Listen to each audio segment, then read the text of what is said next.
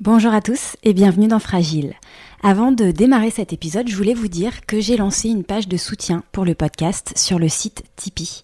Car pour ceux qui ne le savent pas encore, je réalise ce podcast bénévolement depuis maintenant quelques années. Donc si vous appréciez Fragile et que vous voulez me donner un coup de pouce pour poursuivre l'aventure, sachez que votre soutien est très précieux. Ça m'aidera notamment à financer les frais de production et ça me permettra aussi de vous proposer plus sereinement de nouvelles rencontres insulaires. Je voudrais dire un immense merci à tous ceux qui ont déjà apporté leur soutien au podcast et pour ceux qui y pensent, je vous mets le lien vers la page de soutien dans les notes de l'épisode. Je vous souhaite une très bonne écoute. Cette semaine, je vous propose de poursuivre votre découverte du Levant, petite sœur lumineuse et rebelle de Porquerolles et Porquerolles. Les médecins André et Gaston Durville, initiateurs du naturisme en France, créent le domaine d'Héliopolis en 1932. Ils résument ainsi l'esprit de l'île. Héliopolis doit être dans l'esprit de ses fondateurs une simple cité rustique où les amateurs de soleil viendront dans le calme d'une nature splendide, se reposer des fatigues de la civilisation artificielle des villes en passant des vacances simples et saines avec le seul luxe d'un idéal élevé et le seul souci d'une santé robuste.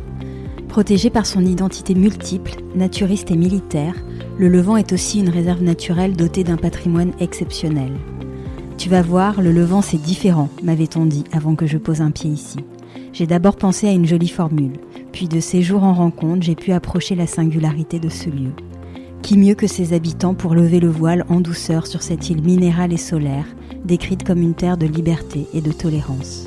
Cette semaine, je reçois Laurette Alario. Bonjour Laurette, vous êtes née en Tunisie au début des années 50, où vous êtes restée jusqu'à vos 8 ans avant de vous installer avec vos parents et vos 2 frères à Hyères, où vous avez fait toute votre scolarité. À 17 ans, vous rencontrez le futur père de votre fils, Levantin, qui vous fait découvrir l'île du Levant. Vous vous y rendez pour la première fois en 1972 pour finalement ne plus jamais en repartir. Cela fait 50 ans que vous y résidez une bonne partie de l'année. Pour commencer, Laurette, qu'est-ce qui conduit vos parents à quitter la Tunisie et à venir s'installer à Hyères ? C'est la guerre de l'indépendance, tout simplement. Vous connaissez la région ? Je connaissais pas du tout la région, mais mon père travaillait à la base de Bizerte et donc il a été muté à la base de Hyères. Mais ils sont pas originaires de Tunisie au départ. Non, ils sont originaires de Sicile, mais ce sont mes grands-parents qui ont migré de la Sicile vers la Tunisie pour différentes raisons. Pour mon grand-père paternel, c'était la pauvreté. Pour mes grands-parents maternels, c'était une question d'honneur. Voilà. Vous pouvez préciser quelle fonction exerçait votre papa ? À la BAN, il était ingénieur électronicien. Et votre mère exerçait également une profession ? Non, maman, comme à l'époque, n'avait pas le droit de travailler, donc elle élevait ses enfants, ses 3 enfants. Vous grandissez donc, Laurette, à Hyères, où vous faites toute votre scolarité, ou une partie de votre scolarité, puisque vous irez faire des études à Nice, si je me trompe pas. Donc vous rencontrez, on l'a dit, à 17 ans, votre futur mari, un Levantin, qui vous conduit sur son île un jour de juin 1972. Quelle a été, Laurette, votre première impression en arrivant au Levant ? Ma première impression, elle était assez étrange. Donc, vous l'avez compris, mes parents sont d'origine sicilienne, donc assez puritain, oui, on peut dire quelque chose comme ça, assez puritain. Je débarque sur cette île, la première fois, j'en parle même pas à mes parents. Et Fretz me fait passer par le chemin du bord de mer, parce que c'était l'été, qu'il avait chaud. Et bien entendu, moi j'avais mon jean et mon t-shirt, et lui aussi.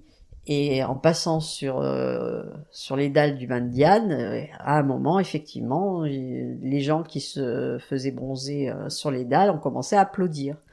Je comprenais pas pourquoi, bien entendu.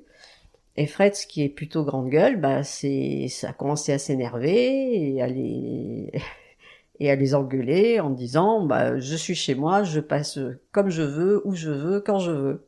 Voilà. Et là, le ton est monté, les gens sont montés sur le chemin est tout petit, il y avait au moins une 30aine de personnes sur le chemin qui criaient, qui se bousculaient. Et à un moment, il y a un petit vieux qui me tire le t-shirt. Je comprends pas ce qui se passe. je panique. Et là, mon Fred se vient me chercher et on repart vers la maison des parents de Fred, le Ponant n'existait pas à cette époque-là et qui est juste au-dessus. Voilà. Et alors, cet esprit un peu vindicatif, il exprimait quoi, Laurette? Bien entendu, les naturistes voulaient que je me mette nue, pour moi, il n'en était pas question. Et Fred ne voulait pas déroger à ses habitudes, et il aimait passer par le chemin du bord de mer, donc il passait par le chemin du bord de mer, qu'il soit habillé ou pas habillé. Il était naturiste dans l'âme, il vivait nu à la maison, même en hiver, donc ça c'était... Mais voilà, là, je sais pas pourquoi il s'est pas déshabillé parce qu'on arrivait et qu'il allait chez lui, tout simplement. Oui, tout simplement. Il s'est pas posé forcément. Et je lui ai demandé, je lui ai dit, donc j'ai dit, mais il y a que ce chemin. Il me dit, non, il y a la route au-dessus. Je lui ai dit, on pouvait pas passer par la route au-dessus. Il dit, non, moi j'aime bien passer par là. Tout simplement. Il vous avait pas mis en garde encore pas même. Du tout. Pas du tout. Pour lui, c'était normal. Il n'a pas du tout été étonné qu'ils applaudissent. Donc dès qu'ils ont applaudi, il s'est énervé et il a commencé à dire des choses un peu virulentes, on va dire. Et vous, voilà. vous avez vécu ça comment? Est-ce que ça vous a un petit peu effrayé, perturbé, ou ça a suscité de la curiosité? Une grande interrogation, parce que alors là, je comprenais rien. Et je comprenais pas pourquoi Fred me faisait passer par là. Je comprenais pas pourquoi les gens s'énervaient à ce point-là. Il y avait pas de quoi s'énerver. Voilà, je comprenais rien. Je connaissais pas l'histoire du Levant, je connaissais rien. Il me fait venir là, mais je ne savais pas du tout où j'arrivais. Vous avez 17 ans à l'époque, c'est ça, Laurette? Oui. Oui. Sans doute, oui. 17 ou 18 ans. Donc, première découverte pour vous du Levant. Néanmoins, vous n'êtes pas installé tout de suite sur l'île. Qu'est-ce qui s'est passé avant que vous décidiez de vous installer avec votre futur mari sur l'île? On est en 72 et ma belle-mère décide de prendre en gérance le snack du bazar. Mais elle avait jamais fait ce métier-là. Elle venait de vendre l'hôtel Les Digny, qui est maintenant les Terrasses Levantines, qui sont maintenant les Terrasses Levantines. Et donc, elle voulait pas rester sans rien faire. Donc, elle dit à son mari, à son fils, je vais prendre la gérance du snack du bazar. Bon. Rapidement, elle s'en sort pas, son mari vient l'aider. Et rapidement, tous les deux ne s'en sortent pas. Et appellent leur fils à venir les aider. Comme l'été, on était... donc, moi, je venais de 72, je venais de passer mon bac. Lui, il avait fait sa première année à l'IUT de Toulon pour m'attendre. Et puis donc, il est venu aider ses parents et bien entendu, il m'a demandé de venir faire la saison. Moi, j'avais jamais fait la cuisine ni le service, bien entendu. Mes parents sont venus pour constater les lieux parce qu'ils n'allaient pas laisser leur fille comme ça. Et on décide d'organiser des fiançailles pour que ce soit quand même correct. Donc là, et on avait chacun notre chambre, Fred et moi, pour mes parents, bref. Et voilà, et je fais ma première saison au snack du bazar. Très rapidement, je descends en cuisine et très rapidement, je me suis retrouvée au fourneau alors que je savais pas cuisiner. Et voilà, c'est comme ça que l'aventure a commencé. Ça, c'était la première année, la première saison, et les autres aussi. Ça a continué pareil. Alors, avant qu'on évoque votre expérience au snack du bazar, vous avez évoqué vos parents, leur origine sicilienne. Comment ils ont perçu votre... Voilà, cette première saison, peut-être l'officialisation aussi de votre relation avec votre futur mari levantin, donc qui présageait peut-être une installation future plus longue, ce qui sera en effet le cas. Comment ça s'est passé? Est-ce qu'ils ont essayé de vous dissuader? Oui. Bien sûr. Ils aimaient pas du tout le lieu. Pour mes parents, c'était un lieu de perdition, donc ils n'aimaient pas du tout ça.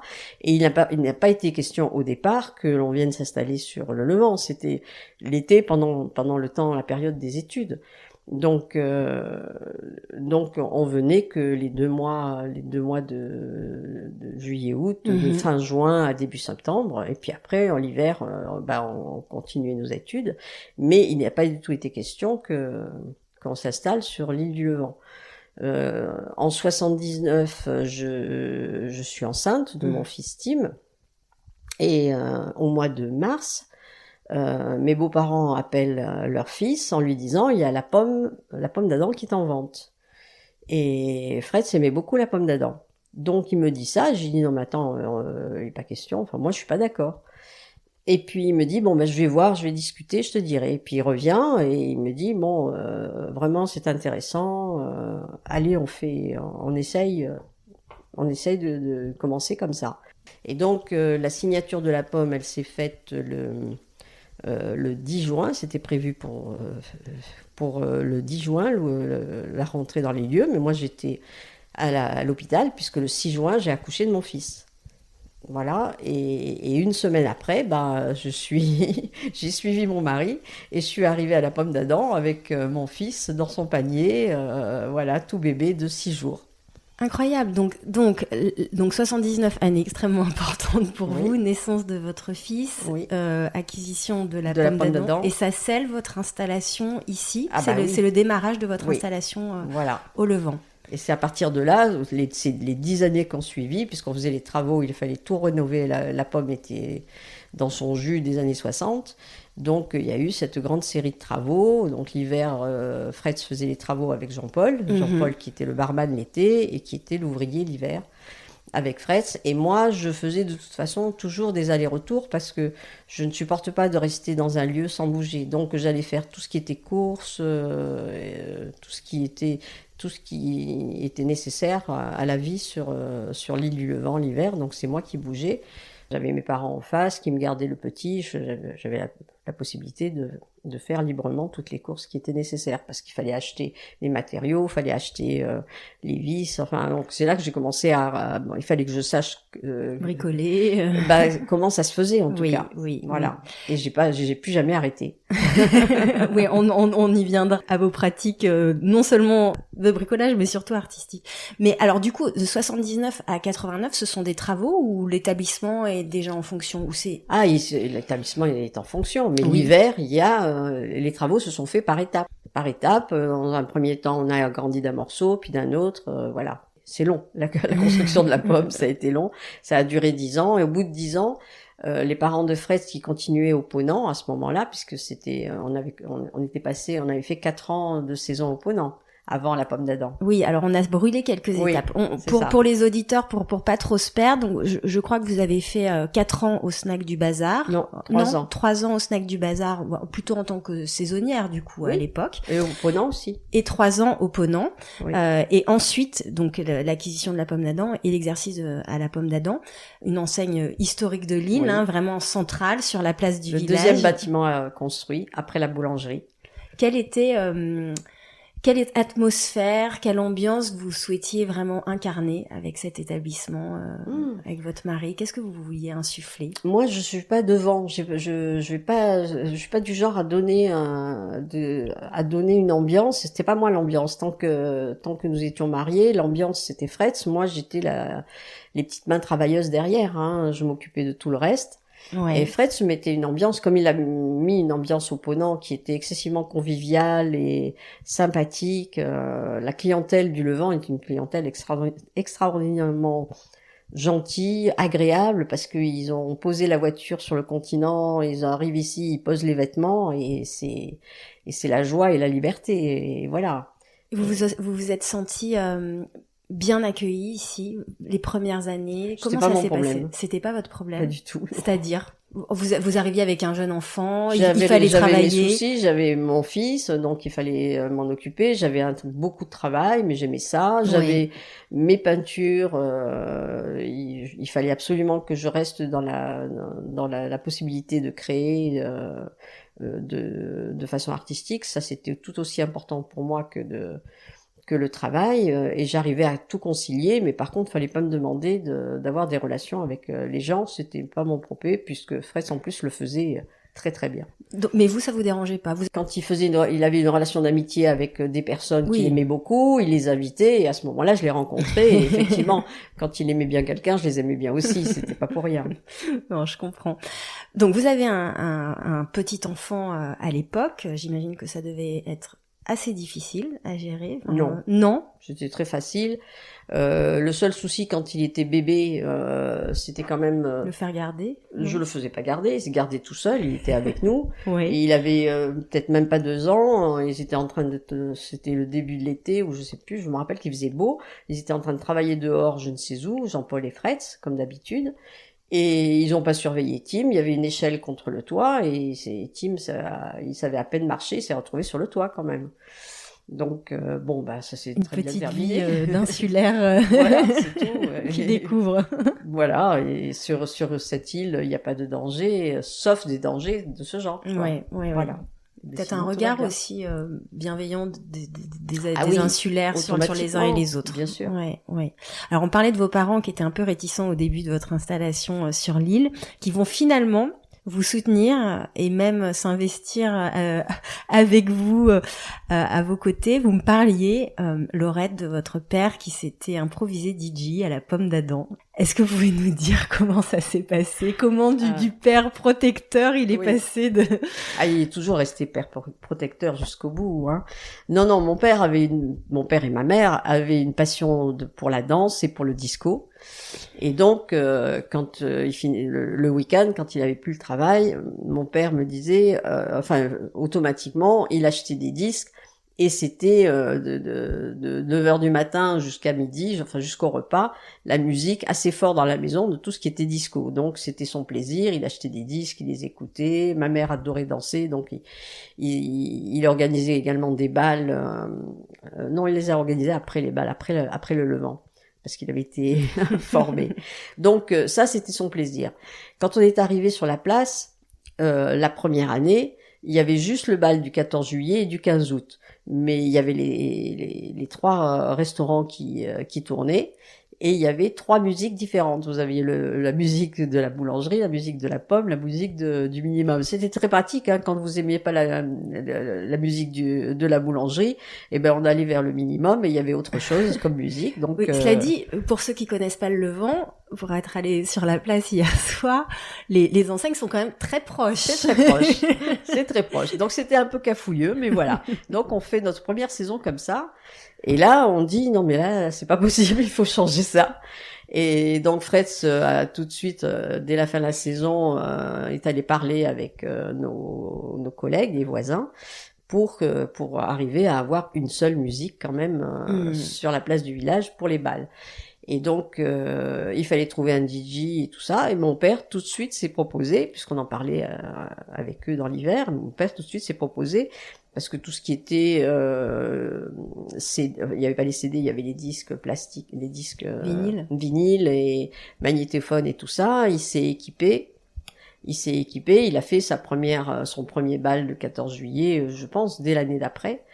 Et après, il s'est petit à petit beaucoup mieux installé pour faire ça, parce que mon père est un perfectionniste, et on lui a donné, sur l'une des deux fenêtres de la pomme, il s'était fait un petit cabibi perso, il surveillait les gens qui dansaient, et il s'était installé le matériel à demeure.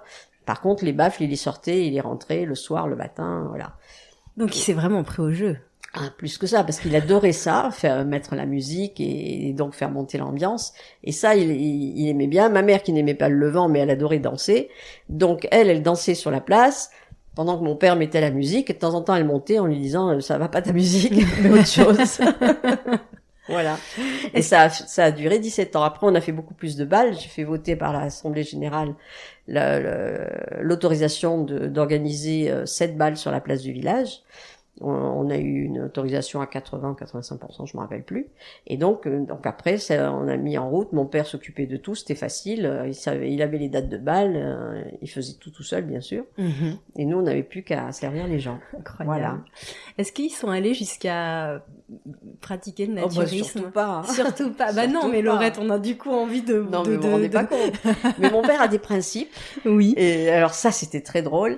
Il a des principes, il venait au Levant, donc il arrivait le matin pour installer le matériel, faire le bal, et le lendemain, c'était obligé, il fallait qu'il aille saluer mon beau-père. Oui. Mon beau-père était au Ponant, et mon opponent, il était à poil. Donc ils descendent à chaque fois, et ma mère, très très très mal à l'aise avec la nudité, surtout la nudité des hommes. Donc la première fois, moi je fais pas attention puisqu'ils descendent, ils connaissent le chemin. Et la fois quand ils reviennent la fois d'après, ma mère me dit, tu peux pas demander à Fretz qui demande à son père de s'habiller, tu les préviens qu'on descend et qu'on va les saluer puis qu'ils s'habillent. J'ai dit oui, je vais voir. Donc je transmets à Fretz, qui me fait, je vais ça voir. Va être délicat. Ça va être difficile, mais je vais voir, parce que mon beau-père, il avait son caractère, c'était 2 lions tous les deux. Hein. Et il répond pas, donc Fraisse l'appelle, lui dit, il répond pas. Et Fraisse me dit, je sais pas, hein, je sais pas s'il va le faire. Et ma mère m'a dit que, effectivement, en arrivant, il avait mis un maillot, qui était un très gros effort pour lui. Donc, mes parents, ils disaient bonjour, au revoir, restaient 5 minutes et ils repartaient, hein, c'est tout. Et après, c'était la tradition, donc ils allaient saluer. Mon frère s'appelait ses parents, qui mettaient le slip pour la rencontre, voilà, le choc culturel. Voilà. mais voilà, qui s'est plutôt bien. Les deux ont fait un effort. Exactement, ils se sont rejoints à un moment donné. Est-ce que vous pourriez nous décrire un petit peu l'ambiance de ces nuits sur la place du village, et puis vous semblez aussi l'exprimer, on sent qu'il y a vraiment une cohabitation entre vous dites opponents, les gens étaient nus, oui. C'était pas le cas à la Pomme d'Adam. Ah bah non. Donc comment tout ça se mélange et cohabite harmonieusement? Ah bah c'est naturellement harmonieux. C'est naturellement harmonieux. Oui, alors avant, bien sûr, quand j'ai débarqué, le naturisme était beaucoup plus non seulement pratiqué, c'était 2 règles. La règle, c'était le naturisme. Il fallait bien sûr, dès qu'on quittait le bord de mer, sur les corniches, mettre le minimum, aussi bien pour les hommes que pour les femmes. Vous précisez le minimum, de quoi il s'agit pour... Le minimum, c'est le petit triangle qui couvre le sexe, aussi bien pour les hommes que pour les femmes. Moi, j'avais une boutique derrière la Pomme où je vendais des journaux, j'avais racheté la licence des journaux. Et donc, je faisais boutique et voilà, je vendais les minimums, on les faisait fabriquer parce que ça, on n'en trouvait pas facilement. Et donc, on vendait des minimums pour les hommes et pour les femmes au début. Et sur la place du village, c'était... Après, très rapidement, l'habitude est venue au paréo. Moi, j'ai poussé à ce que les hommes mettent des paréos d'une autre manière, plus plat. C'était le paréo plié en 2 et posé à plat contre le ventre. Et les hommes aimaient bien ça. Mais vraiment, pendant longtemps, les femmes étaient en paréo pour le bas et les hommes aussi. Et bien sûr, par contre, c'était toujours seins nus. On ne voyait pas de femmes avec un t-shirt. Ça, on va dire pendant 20-30 ans. C'était naturel. Moi, les serveuses servaient seins nus, j'ai servi seins nus, c'était naturel. C'était naturel. Mais donc toujours années 80 jusqu'à 2000 80, à peu près. 90. Ouais. Oui, 2000. Alors 2000, j'ai quitté parce qu'on a divorcé avec Fritz, j'ai quitté le Levant 2 ans. Oui. Et effectivement, quand je suis revenue, j'ai pas fait attention tout de suite, mais on me l'a fait remarquer que il y avait danger du naturisme sur l'île du Levant. Et quand je me suis rendu compte que une femme qui s'asseyait en terrasse seins nus, je l'avais remarqué, je me suis dit là effectivement, d'un coup, je me rends compte que ce n'est plus l'habitude. Et là, ça devient rare. C'est vrai. Ça devient rare. Je trouve ça très dommage.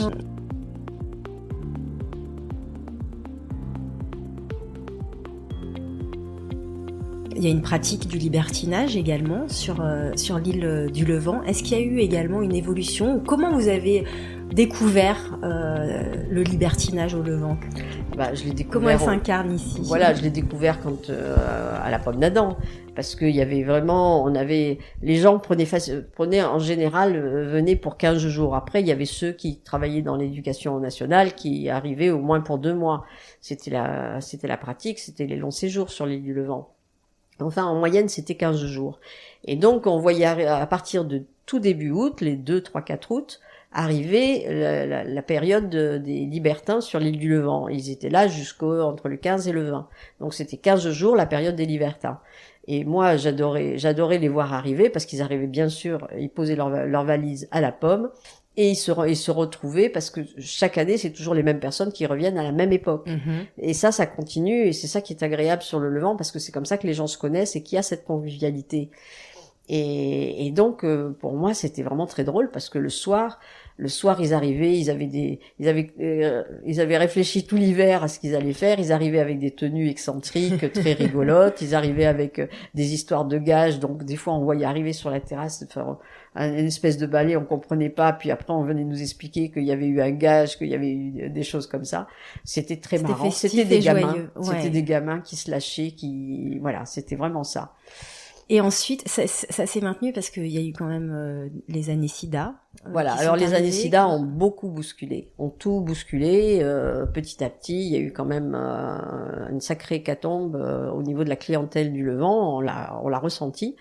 Et entre ceux qui étaient malades et ceux qui n'osaient plus venir à cause justement de ce SIDA parce que ça a fait peur. Et effectivement, les libertins sont revenus après petit à petit, mais pas avec le même esprit. Pas avec le même esprit, il y avait il y avait plus d'inquiétude quand même. Il y avait plus d'inquiétude. Je comprends. On l'a pas évoqué, mais votre fils grandit sur l'île. Hein, c'est vraiment un insulaire, né ici, qui a vécu son enfance ici. Il est allé à l'école du Levant. Ben oui, à partir de 3 ans, il allait à l'école du Levant. Il a fait jusqu'à son CP, mais son CP, il était tout seul. Il était tout seul. Il avait un instituteur qui était un peu spécial. Et qui il s'entendait très bien. Bon, moi il arrivait à midi, il repartait à 1h. Je lui disais mais l'école ça commence à 2h. Il me dit oui mais on va jouer avec le maître. Et donc ils avaient reçu, c'était l'année où toutes les écoles recevaient un ordinateur. Donc il y avait un ordinateur pour l'école du Levant qui avait qu'un élève, c'était mon fils, qui jouait ils n'ont fait que jouer alors, au niveau mathématique, il était très fort parce qu'il faisait des jeux sur les maths et tout ça, il n'y avait aucun problème. Mais quand je me suis aperçue qu'au niveau des écritures, c'était vraiment, il avait pas du tout appris à écrire. Ouais. Donc, il y avait ça et il y avait le fait que l'école allait être supprimée s'il y avait plus qu'un seul élève. Après, il y a eu d'autres enfants plus petits. Ils étaient combien? Mon fils, il était tout seul. Ah, il était tout seul. Il était tout seul. Et puis, il y a eu des enfants. Donc, l'année d'après, il y a eu d'autres enfants. L'école a continué. Mais moi, j'ai pas voulu le laisser continuer comme ça. Donc, je lui faisais faire la rentrée à Maintenon à hier. Et puis le dernier trimestre, il le faisait au Levant, ça se faisait bien. Ouais. Et donc c'était très facile. À partir de Pâques, hop, il basculait sur l'école du Levant. Et là, il l'a fait jusqu'au CM2. Jusqu'au CM2. Voilà. Il est ensuite allé, j'imagine, au collège sur le continent. Comment vous vous êtes organisé, Laurette? Parce que vous étiez... mes parents, ils s'y sont collés. Ouais, ils l'ont accueilli. Oui, ils l'ont accueilli chez lui. Voilà, donc j'organisais, mais de toute façon, on continuait à faire des travaux parce que on a fait des travaux au Ponant à la Pomme pendant 10 ans, et puis après au Ponant, ça a continué au Ponant. Fred Sapri derrière ses parents, ils voulaient plus tenir, c'était trop lourd pour eux, donc Fred est descendu au Ponant, donc au Ponant, ils ont refait toujours avec Jean-Paul, ils ont refait descendu le restaurant d'un étage, fait des chambres à la place du restaurant, etc. Donc c'était des travaux qui ont duré. Et moi, je mettais mon fils au bateau le dimanche soir, mes parents venaient le récupérer, donc c'était le capitaine du bateau, je le confiais au capitaine du bateau, donc il restait dans la cabine du capitaine, mes parents venaient le récupérer au Lavandou. Et moi, je retraversais le jeudi pour avoir le vendredi toutes les courses à faire pour les besoins du Levant. Et le samedi, on reprenait le bateau tous les deux.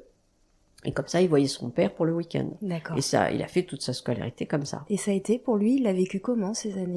Lui, il était ravi. Il était ravi, ça n'a pas été un déchirement, un déracinement de pas partir du tout. d'ici, non. Mais il était hyper actif. Le soir, quand il rentrait de l'école, on était juste voisins avec la piscine municipale. Oui. Il passait par le portail intérieur et puis il allait faire 2 heures de natation. Il arrivait, il était fatigué, ça allait mieux. Ça allait bien. Voilà. Et pour vous, le fait de le savoir, vous étiez tranquille de le savoir avec vos parents? Oui, tranquille. Il n'y avait aucun souci. Oui, là. et ça vous permettait d'être présente ici et entièrement ici. À vos occupations. Aujourd'hui, il vit sur l'île d'ailleurs, votre non, comme moi, c'est-à-dire l'été. Intermittent. Il arrive au mois d'avril jusque septembre-octobre. Hein. Ah oui, on est trop habitués à voir ces devis. Donc, et moi, c'est un équilibre, c'est important. Pour moi, c'est un équilibre extraordinaire. Ouais.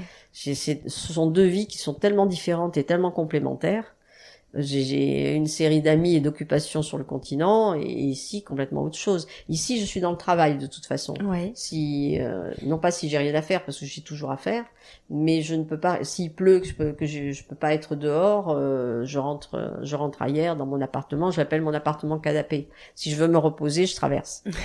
Voilà, parce que ailleurs C'est plus tranquille. C'est tranquille. C'est plus tranquille. En 2002, vous l'avez dit, vous vous séparez avec votre mari. Il continue de gérer donc le Ponant jusqu'en 2012 et vous, la Pomme d'Adam, jusqu'en 2013 avec 7 à 8 employés. Gérer la Pomme d'Adam seul, alors vous étiez bien épaulé par des employés, mais ça a été très dur. Des bonnes années, non, difficile. Ça a été très dur à cause des employés. J'ai pas su choisir correctement mes employés. Parce que il y avait Jean-Paul, bien entendu, toujours, hein, qui était là. Il était à la Pomme quand on a acheté la Pomme, et il est resté, et il est décédé à la Pomme en servant un apéritif à 11h du matin, fin août. Oui, c'est ce que vous me racontez. C'est ce qu'il souhaitait, donc c'est très bien pour lui. Mais pour moi, c'était difficile. Et donc, il fallait gérer ça. Voilà. Et puis, les employés saisonniers, c'est difficile. Moi, j'étais toute seule. Je pouvais pas être de partout. Oui. Et donc, voilà, j'ai eu des déboires au niveau d'incompétence. Je le voyais, ça, c'était pas le problème. Mais vol, c'était plus difficile, quoi. Beaucoup de vols, quand même. Donc vous faites le choix de vendre l'établissement en 2013. Pour vous, ça a été un soulagement ou ça a été quand même un peu difficile de vous séparer de cet établissement? C'était un soulagement parce que vraiment j'étais en burn-out, donc c'était nécessaire. Ouais. Donc j'ai vendu, c'était nécessaire, mais a suivi 2 années vraiment difficiles. Il m'a fallu au moins 2 ans pour récupérer la fatigue et tous les soucis. Oui, et puis, j'imagine que vous aviez du coup, en tout cas les 6 mois d'exercice à l'établissement, une vie trépidante, nocturne aussi. C'est pas le travail qui est fatigant, c'est le stress. C'est le stress. Ah, mais moi, le travail, je m'éclate. Quand j'étais mariée, le stress, je le gérais pas. Moi, je gérais que le travail, donc tout allait bien. J'avais pas de stress, puisque Fred, c'était devant lui, et moi, j'étais derrière. Donc, ça allait bien. J'ai pas pu j'ai pas pu gérer comme il faut, et j'ai eu que des déboires au niveau du personnel difficiles à gérer. Ouais. C'est ça qui m'a tuée, pas le travail. Ouais. Et alors, vous vendez l'établissement et ensuite, qu'est-ce que vous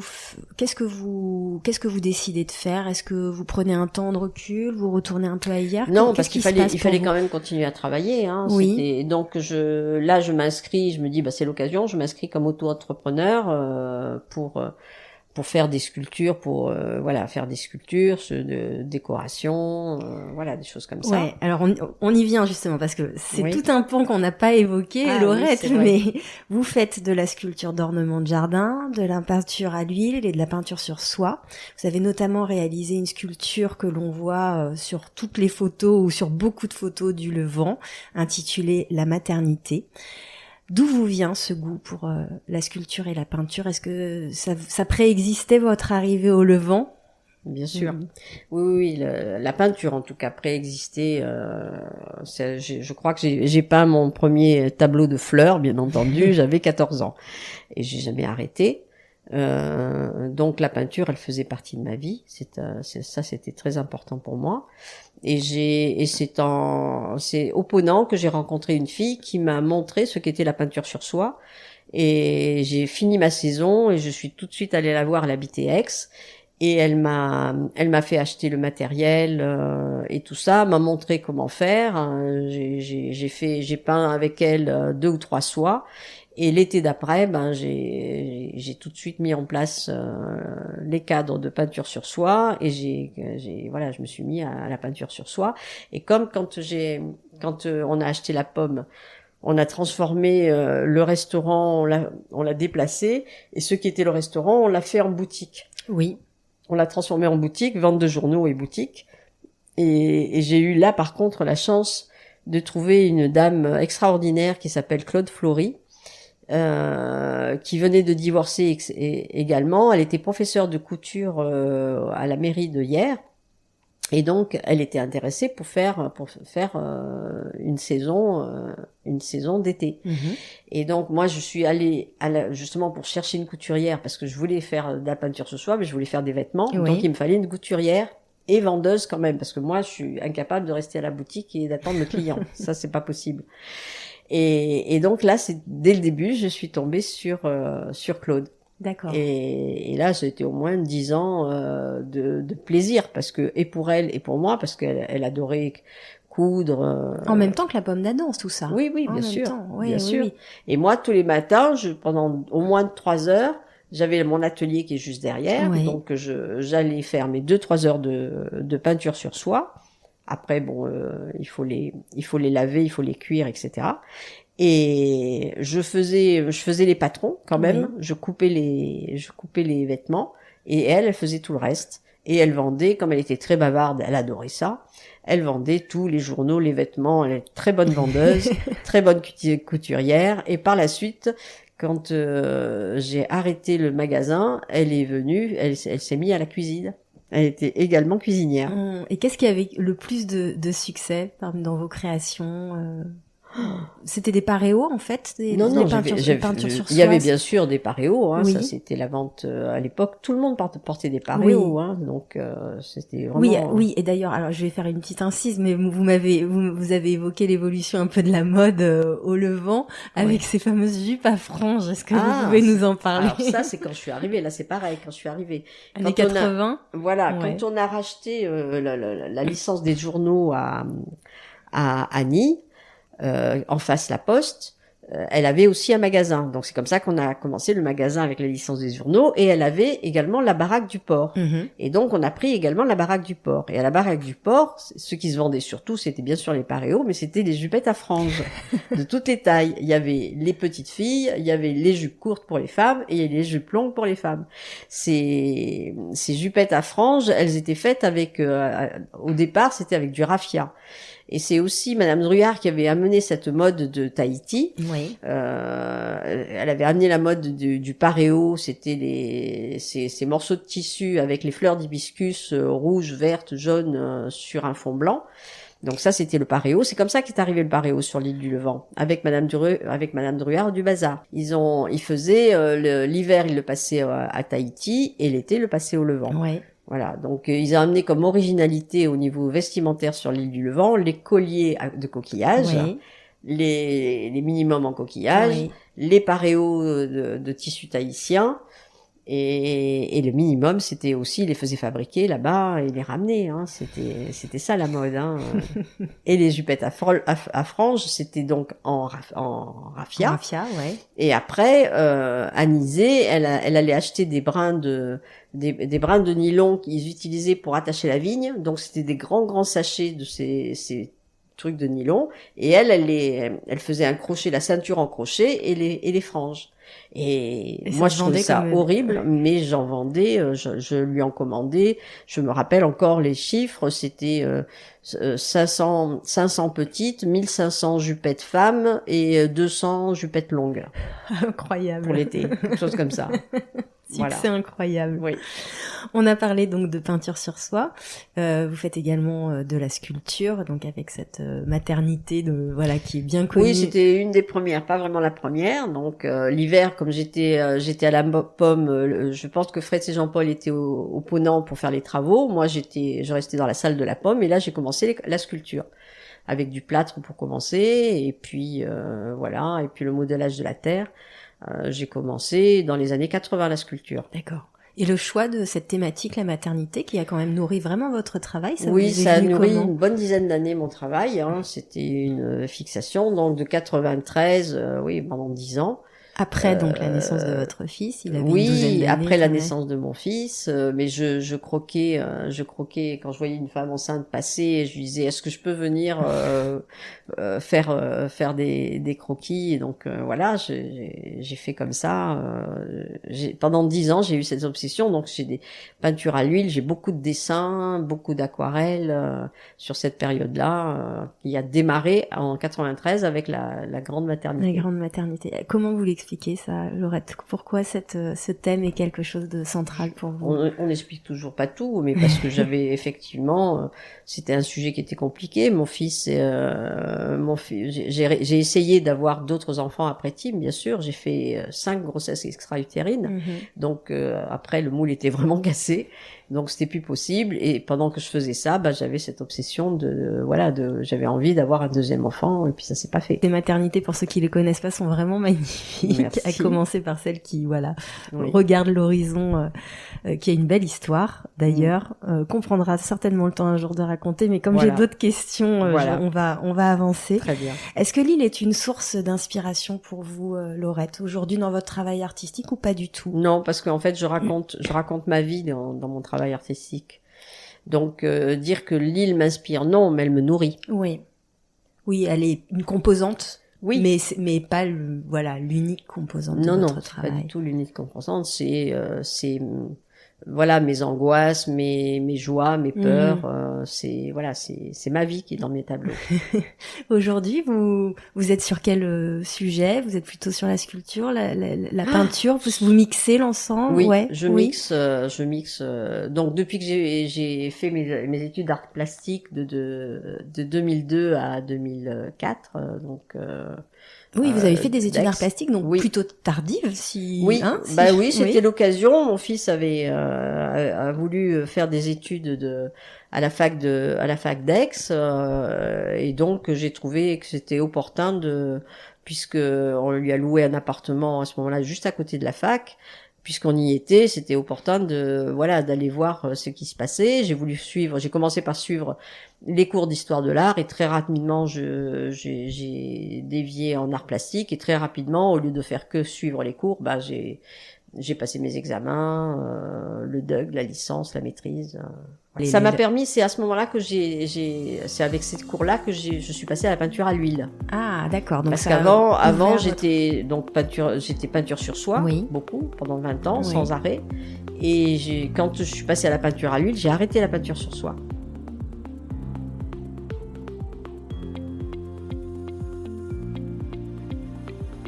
Vous n'êtes pas seulement artiste, Laurette, vous vous investissez aussi dans la vie associative de l'île, du Levant et de Porquerolles, puisqu'on parlera un petit peu de Porquerolles, qui est une île aussi importante pour vous.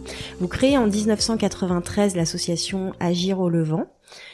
Quelles étaient les activités, les événements organisés par l'association à ce moment-là ? Je faisais partie j'ai des amis d'une association qui s'appelle Image Je t'aime, donc qui était sur la base de l'image, de la photographie et tout ça. Et avec mes amis de hier, dans cette association, elle voyait l'art, c'est-à-dire que quand elle a organisé une exposition de photos ou de dessins, et tous les membres de l'association, il y en avait une qui faisait une conférence sur le sujet. Donc il y avait la photo, il y avait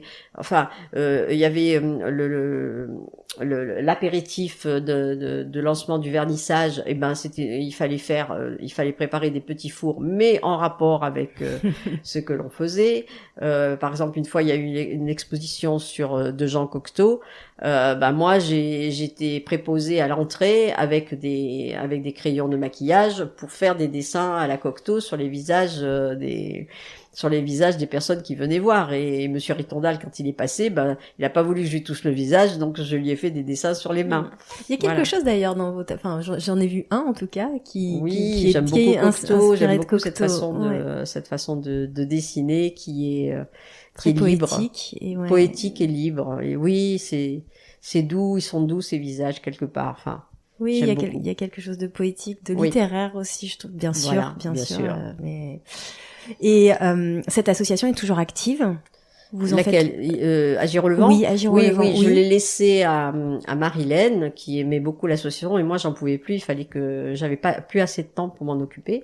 Donc Marilène a continué avec les mêmes thèmes. Alors donc c'est une association qui est très ouverte, qui au départ, je voulais même, il y a que le côté cuisine, je suis pas arrivée à faire un événement sur la cuisine, alors que j'en avais vraiment plein d'idées, mais bon, j'en ai pas eu le temps.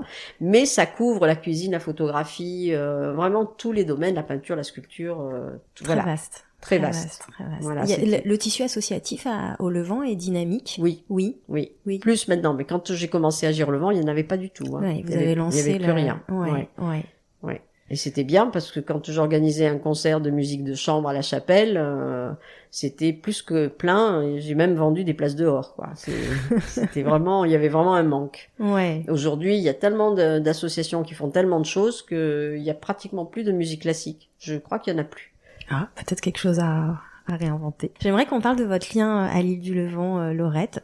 Pour commencer, si vous deviez décrire la géographie des lieux en quelques mots à quelqu'un qui ne connaît pas du tout l'île, qui n'y est pas d'ailleurs, peut-être vous l'avez au téléphone et vous devez lui décrire cet endroit, qu'est-ce que vous lui diriez?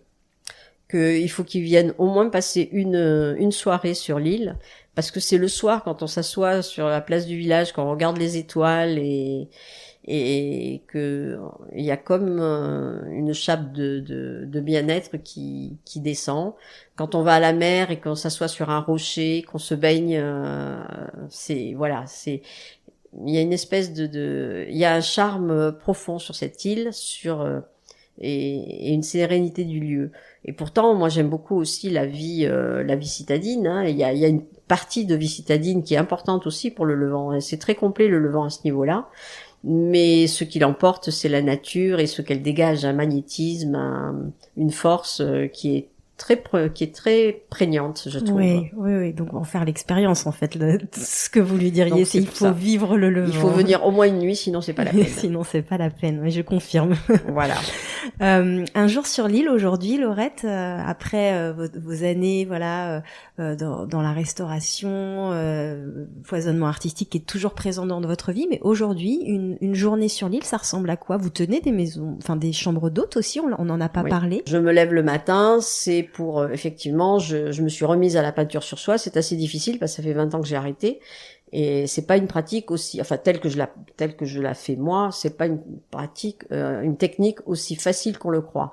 Il y a beaucoup de techniques de peinture sur soie dans les mairies où vous passez la gutta, vous dessinez à travers un dessin qui est déjà imposé, et ensuite il faut remplir au milieu. C'est du coloriage. Non, moi la peinture bien sûr et ma peinture sur soie dès le départ. C'est toujours pareil, c'est moi qui m'exprime avec tout mon ressenti, ce que je le transmets dans ma façon de peindre. Et donc c'est d'abord les couleurs, et voilà, donc il faut que je fasse 2-3 heures de peinture par jour. Et après je peux m'occuper du reste. Ah, c'est important, mais ça reste important. Ça reste important, donc après il y a le repassage, il y a le rangement, j'en ai partout à faire, j'ai plein de choses. Mais si j'ai pas fait 2-3 heures la journée de peinture, elle est pas bonne. La journée elle est pas bonne. Mais c'était comme ça même quand j'avais le restaurant, où je travaillais 15 heures dans le restaurant, mais si j'avais pas passé mes 3 heures en peinture sur soie, j'avais raté la journée. Oui, voilà. On a tous nos essentiels, mais on sent bien où sont les vôtres. Quelle est la saison que vous préférez vivre sur l'île? Les 4. Les 4. Ouais, il y en a pas une. Elles sont tellement différentes. Ouais. Bon, le printemps pour moi c'est la mise en route, la préparation de l'été et le rangement de l'hiver. Mais c'est la nature, c'est le soleil qui éclate et on est tellement bien dehors, on vit dehors. Pour moi, le Levant c'est dehors. Si je peux pas être dehors, je rentre ailleurs. Ouais. Donc on est dehors, on a les pieds. J'aime bien marcher pieds nus, on a les pieds sur terre, on a les pieds dans le concret, moi je suis dans le travail, et puis quand je suis en face, c'est l'inverse, c'est le repos, c'est les copains, c'est les sorties, c'est le théâtre, le cinéma. Et il y a cet équilibre permanent qui est important. Ouais. Et moi c'est en permanence. L'un va pas sans l'autre, c'est-à-dire vous avez des moments où l'île, c'est trop pour vous? Ou vous sentez le besoin de partir, ou inversement? Mais je pars tout le temps. Vous partez tout le temps. En fait, vous avez pas besoin, vous arrivez pas à ce moment limite qui vous dit non. Je sature. Non, je pars tout le temps et c'est un bonheur parce que je reviens encore plus vite l'été. L'été en face, c'est dur, hein, quand même. Hein. Ouais. On est vraiment bien ici. Oui. Mais voilà, quand vraiment je trouve que c'est trop dur en face, là oui, je pars en fin de matinée, je reviens le lendemain matin. Et les hivers ici? Alors les hivers quand il pleut, j'aime pas du tout. Ouais. Donc je reste pas, je viens même pas. Donc c'est la pluie qui me dérange ici. C'est la pluie parce que je peux pas être dehors, parce que je peux pas faire. J'ai l'impression d'être coincée. Être à l'intérieur, ça a aucun intérêt d'être à l'intérieur sur l'île du Levant. Ouais, mais c'est intéressant. Oui, pour vous, c'est vraiment vivre ici, c'est vivre à l'extérieur. Oui. Et puis c'est possible, d'ailleurs, même en hiver, hein, oui, bien sûr. Non, mais même il y a en des février, températures. Mais oui, pareil. mais bien sûr, oui, il peut y avoir des J'avais fait températures venir incroyables. un ouvrier. J'avais fait venir un ouvrier. Il y avait plein de choses à faire pour arranger et tout ça. Et il faisait beau. Donc je prépare à manger comme toujours quand je fais venir les gens, c'est moi qui je cuisine et je nettoie la table et je lui dis tu peux mettre la table. Il m'a dit mais pas dehors quand même. J'ai dit bien sûr, mais il croyait que je plaisantais. Il voulait pas me croire. Et donc moi je continue et tout ça. Je dis mais tu mets la table. Il me dit mais dehors. Mais je dis mais oui, mais enfin il fait soleil. Il me dit mais on est en février. Je dis alors. Est-ce que vous avez un ou des endroits que vous aimez particulièrement sur l'île? Ah ben oui, moi je suis comme Sonia, c'est connu le rocher de Sonia sur l'île. Moi j'ai mon rocher qui est au Moine. Oui. Et dès que je vais me baigner, je vais là, je suis toute seule, je suis sur mon rocher. J'ai le bleu de la mer, le bleu du ciel et le rocher qui est minéralisé, qui scintille, puisqu'on appelle, c'est le micaschiste qui fait scintiller la roche du Levant. En plus, elle est dentelée. Enfin, c'est trop beau. Oui, mais alors, je reviens sur une sensation que vous m'exprimiez. Vous me parliez de votre rapport au ciel et à l'eau, à la couleur bleue, à la roche. Est-ce que vous pourriez expliquer cette sensation, ce rapport aux éléments? Qu'est-ce qui se passe quand vous êtes sur cette roche? Qu'est-ce que ça provoque? C'est là que le magnétisme du Levant est le plus fort pour moi. Parce que d'abord, je lâche tout et je me donne à cette nature justement à ce moment-là. Quand je me baigne, quand je remonte de la mer sur le rocher, que je m'étends toute mouillée au soleil, c'est là le rapport il est direct avec la nature. Là, c'est je sais pas comment dire. Oui, mais c'est un bien-être qui est profond. C'est pas je suis contente, ça n'a rien à voir. Oui, une forme d'harmonie totale avec le lieu. Ce moment de baignade, et puis il faut d'abord que je me mette sur le rocher, que je prenne le soleil. Donc ça, et puis après on va à la mer, après on se baigne dans ce bleu, et puis au milieu des poissons. Un jour j'ai eu un banc de blade qui m'a suivi. Oui, c'était trop beau. C'était extra. Je croyais pas tout de suite, mais je nageais, j'avais un banc de blade qui était derrière, et puis à un moment je tourne et je vois que le banc de blade tourne aussi. Je dis non mais c'est incroyable ça.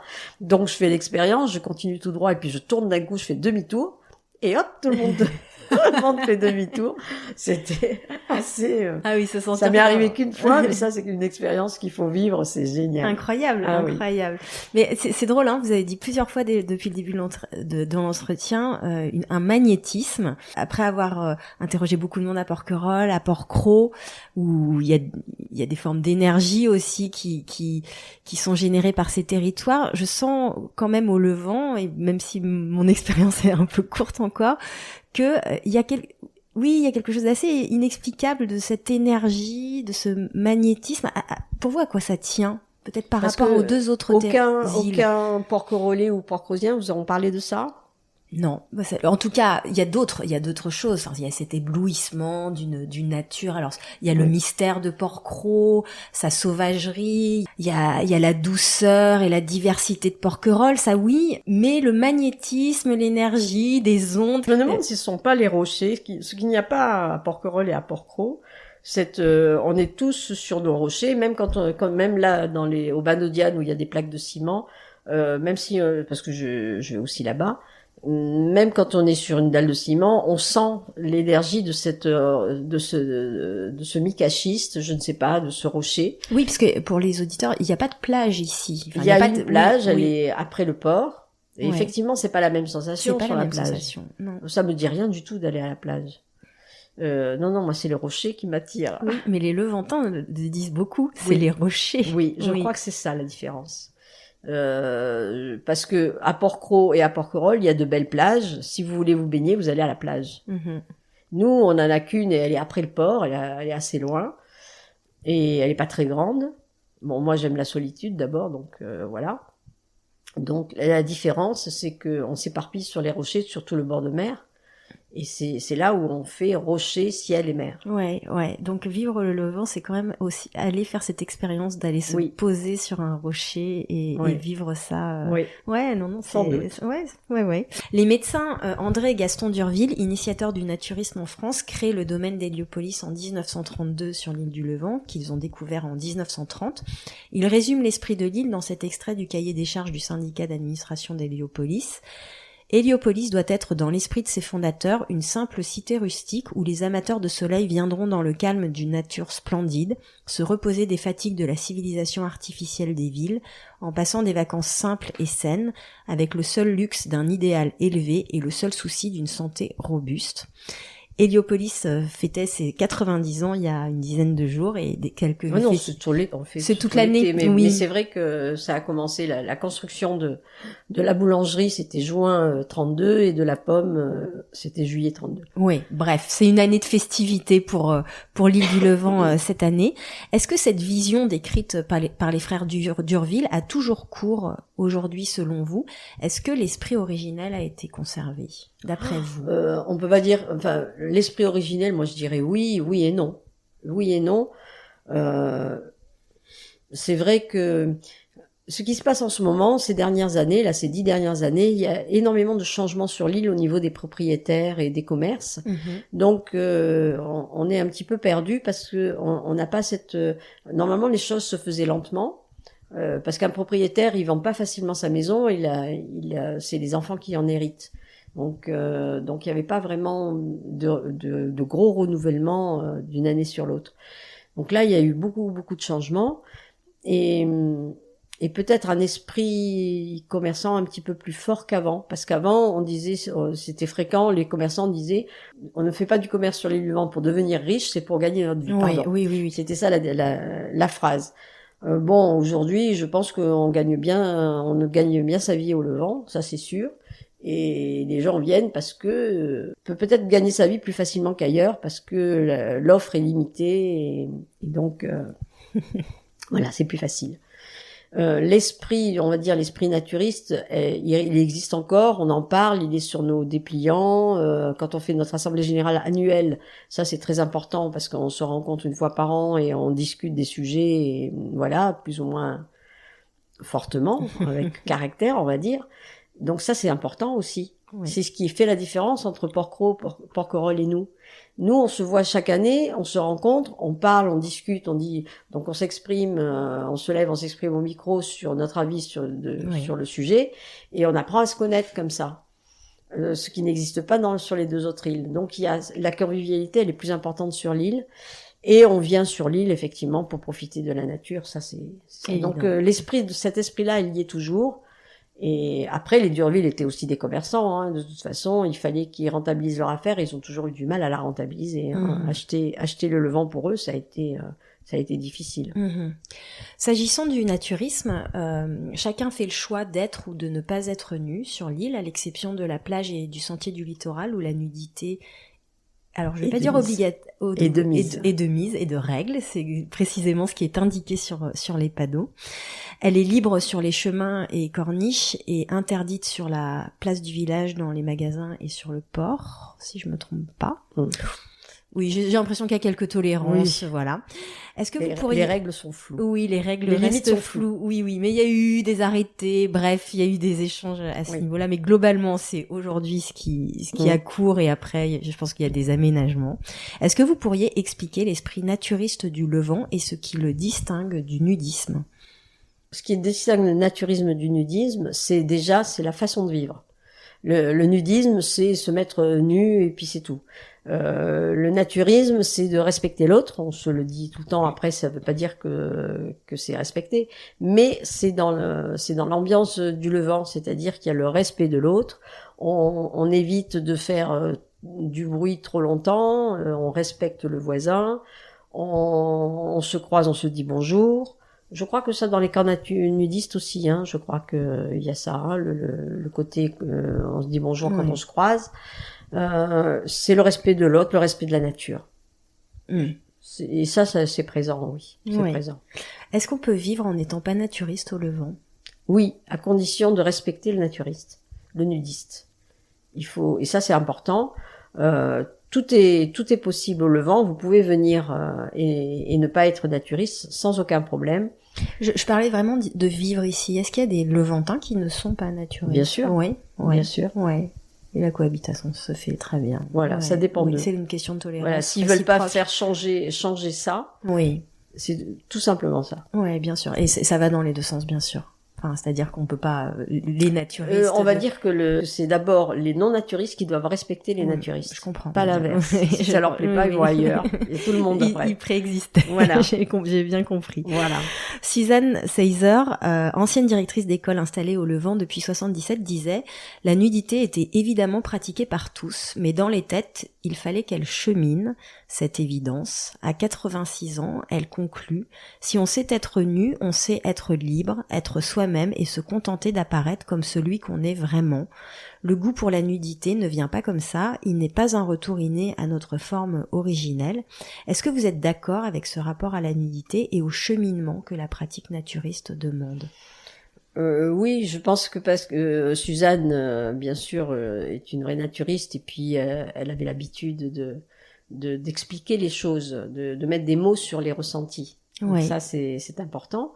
Et oui, moi, je suis complètement d'accord avec elle. Après, je suis complètement d'accord avec elle quand on arrive sur l'île et qu'on n'est pas né de naturiste comme les enfants d'ici, bien sûr, oui. Qui eux, c'est naturel. C'est naturel, donc c'est voilà. Mais quand on fait le cheminement comme moi je suis arrivée à 18 ans sur cette île, je savais même pas que ça pouvait exister. Donc, effectivement, ça s'apprend. Moi, j'ai mis 3 ans avant de me mettre nue et de me baigner nue. Et puis, une fois qu'on a pris le goût, on peut plus, moi, je peux pas me baigner dans un endroit qui n'est pas naturiste parce que je vous promets que le maillot, c'est très lourd quand il est mouillé, il colle, il est vraiment aucun intérêt de se baigner avec un maillot de bain. Moi, Oui, donc vous êtes vraiment l'illustration pour le coup de ce qu'elle dit, hein, quand elle dit qu'il y a un cheminement dans la pratique naturiste qu'elle a vraisemblablement fait elle aussi. Alors, au bout de 3 ans, Laurette... Oui, moi j'étais un peu longue. Non, il n'y a aucun jugement dans ma question, mais qu'est-ce qui justement, on a envie de vous poser la question, qu'est-ce qui a provoqué, selon vous, cette... je sais pas si on peut parler de confiance, mais en tout cas, cet abandon qui vous a permis de sauter le pas du naturisme? Ça s'est fait petit à petit, moi aussi. Hein. Ça s'est fait petit à petit. D'abord, on enlève le soutien-gorge, et puis moi, je pense que c'est le bain de mer. Oui. Bain de mer, très rapidement, on se rend compte que vraiment que le maillot c'est un poids, et le bain de soleil aussi. C'est vraiment c'est. Et puis ne pas porter de vêtements, c'est vrai que il y a plus rien qui sert, il y a plus rien qui nous coince, qui nous enferme. Bien sûr. Mais ce que je veux dire, c'est que c'est au bout de 3 ans, peut-être ça aurait pu être au bout d'un an. Après, je venais 2 mois l'été à ce moment-là. Oui, hein, oui, donc, c'est vrai. C'était pas une. Non, je venais 2-3 mois l'été pour aider mes beaux-parents au restaurant. Donc, oui. Donc c'est pas réellement 3 ans, c'est 3 saisons, quoi. Au bout de 3 saisons, vous vous souvenez de la première fois que vous vous êtes mise nue ou pas? Non, je pense que ça s'est fait tellement petit à petit que non, je m'en souviens absolument pas. Je pense que c'est par la baignade que c'est arrivé. Et puis après, on était au Ponant, donc on était au bord de l'eau. Les gens remontaient nus de la mer. Moi, j'allais me baigner puisque c'était juste en dessous, et on remonte nu du bain, bien entendu. Donc ça devient naturel, totalement naturel. Oui, à aucun moment vous avez ressenti une pression. Pas du tout. Il y a pas de pression sur l'île. Non. Votre futur mari à l'époque, parce que vous êtes pas marié, vous avez jamais. Marié en 73. Vous êtes marié en. Oui, donc si ça arrivé vite. Oui. Mais à aucun moment il vous a dit bon, Laurette, non. Non. Et même il le disait à ses clients quand il y avait des clients qui appelaient pour dire je ne suis pas naturiste, est-ce que je peux venir? Oui. Il lui disait pour moi il y a aucun problème, mais il faut pas que vous soyez gênés par les naturistes parce que tout le monde est nu ici. Si vous êtes prêt à venir et vous venir dans un établissement où tout le monde est nu, pour moi il y a aucun problème. Oui, et en général eux il leur fallait 3 jours pour retomber le vêtement. Alors, à l'heure où la nudité est soit érotisée, soit provoque un malaise, voire le scandale, on voit maintenant sur les réseaux sociaux les tétons qui sont camouflés sur Instagram, par exemple, ou les jeunes filles qui sont réprimandées pour montrer un peu trop leur ventre à l'école. Enfin, il y a quand même eu pas mal de polémiques à ce sujet-là. Soit même une nudité qui est invisibilisée quand elle n'est pas celle d'un corps jeune et rentrant dans les normes. Quel rapport et quelle vision de la nudité offre selon vous l'île du Levant face justement à cette société D'exhibition ou d'invisibilisation du corps quand il rentre pas dans des normes? Ici, c'est exactement l'inverse, parce que vous avez toutes les tranches d'âge, que ce soit de l'enfant à la personne âgée, il y a aucun problème, personne ne regarde. On n'est pas là pour montrer son corps. On ne montre pas son corps au Levant. Oui, il y a pas de... On s'en sert, enfin, oui. on bouge, on marche, et puis voilà, mais on ne montre pas. Quelqu'un qui va faire de l'exhibition, il va être critiqué, en fait. Et ça, un naturiste est capable de voir la différence? Ouais. Bah, bien sûr, de suite. Ça tient à quoi? Bah, une façon de se tenir, un état d'esprit. Ouais. Soit vous ne pensez pas que vous êtes nu, soit vous y pensez et ça se voit.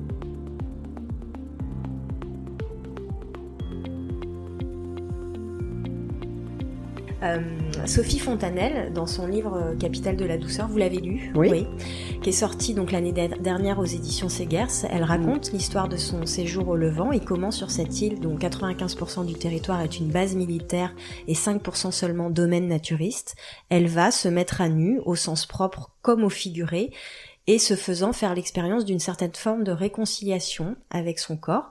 Elle revient en douceur sur les violences qu'elle a subies, entre autres un viol à l'âge de 15-16 ans. Elle parle aussi de son père parti à la guerre, qui était pourtant profondément non violent. C'est comme si dans cet ouvrage qui est écrit d'ailleurs en vers, donc la poésie, encore la douceur, c'est comme si dans cet ouvrage finalement la violence pouvait être tout simplement réfrénée par une certaine forme de douceur. Est-ce que le Levant, qui est cette terre souvent décrite comme une terre de liberté, de tolérance, qui sont des mots qui reviennent souvent, est-ce que le Levant est selon vous un lieu où s'expriment plus facilement les vulnérabilités et un lieu possible de réparation et de réconciliation avec son corps? Tout à fait, bah oui, particulièrement. J'ai très bien compris, Sophie Fontanelle, ce qu'elle voulait exprimer, et c'est vrai parce que le corps n'est pas mis à nu pour être montré, justement. On vit avec son corps de façon naturelle sur l'île du Levant.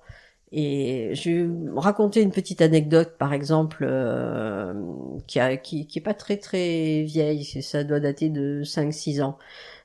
avec les policiers. Nous avons en juillet-août des policiers qui viennent, en tout cas à tous les bals, et pour surveiller la violence entre guillemets de l'île du Levant. Il n'y a pas de violence sur l'île du Levant, mais je me rappelle d'un bal de fin de saison.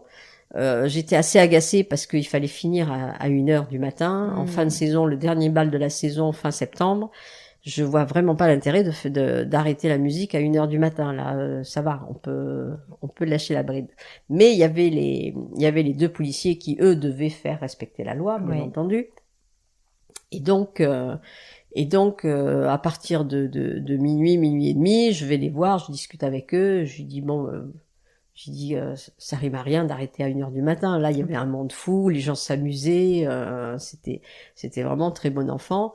Il me dit oui, mais on arrête à partir de 1h parce qu'avec l'alcool, c'est comme ça qu'on n'arrive plus à tenir les gens, qu'il y a des bagarres et tout ça. Je dis, vous voyez des gens alcoolisés là, vous pensez qu'il va y avoir des bagarres? Et donc je discute un peu avec eux. Et je leur parle, j'ai dit mais comment ça se passe pour vous quand vous arrivez sur l'île et tout ça. Alors, et il me parle justement de la nudité. Il me dit mais quand même donc je lui dis qu'il y a pas de violence sur l'île du Levant. Il me croit pas. Et il me dit mais quand même quand les gens sont nus, que il y a deux couples qui se voient, qui se rencontrent nus, quand l'homme regarde la femme de l'autre, quand même il me dit c'est une vision très continentale. Très continentale. Il me dit il y a de la jalousie, c'est pas possible c'est pas possible que ce soit. Je dis mais non, il y a pas de jalousie. Mais non, parce que la nudité, on la voit pas. C'est votre regard. Là. Non, on se parle entre gens, on discute de choses et d'autres.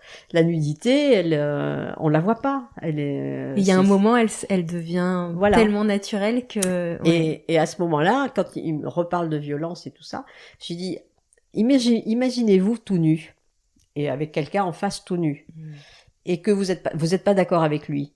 Vous croyez que vous allez vous bagarrer? Vous êtes nus tous les deux là.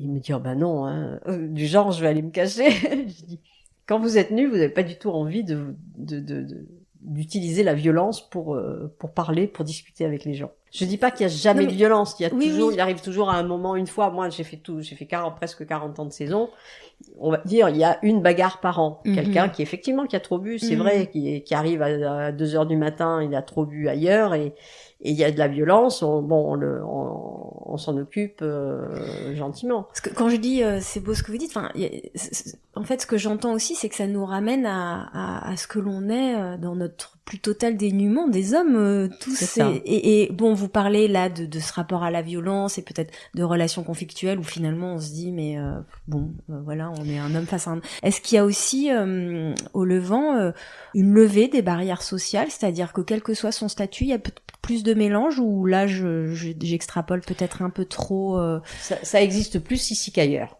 Voilà ce que je veux dire, l'histoire de la levée des barrières sociales, parce que de toute façon, on n'a pas le vêtement. Si vous avez c'est les attributs, vous pouvez acheter un paréo de 10 000 euros. Je vois pas, à moins qu'il soit en or, je vois pas très bien comment on peut montrer sa supériorité sociale sur l'île du Levant. Donc c'est très restreint. Il n'y a pas de voiture. Vous ne pouvez pas venir avec avec votre Ferrari devant la pomme d'Adam, etc. Donc tout ça s'est excessivement diminué. Et effectivement, je dis pas que ça n'existe pas, mais elle est vraiment excessivement diminuée. Hein. Ouais. Pour revenir au roman de Sophie Fontanelle, et faire peut-être un raccourci rapide, est-ce que la douceur caractérise selon vous l'île du Levant ? Moi, je suis assez d'accord. Oui. Quelle forme de douceur ? Celle de la nature, celle des relations humaines ? Oui, la relation avec la nature vous oblige à rester plus humble qu'ailleurs. Alors que dans la ville, elle est quand même beaucoup plus violente. Vous n'avez pas cette douceur. Alors vous pouvez la voir dans des parcs ou des choses comme ça, mais au niveau de la ville, il y a pas cette nécessité de douceur qui vous arrive, que vous avez ici, parce que vous avez tout de suite le rapport à la nature, les arbres, le ciel, la mer, les rochers encore.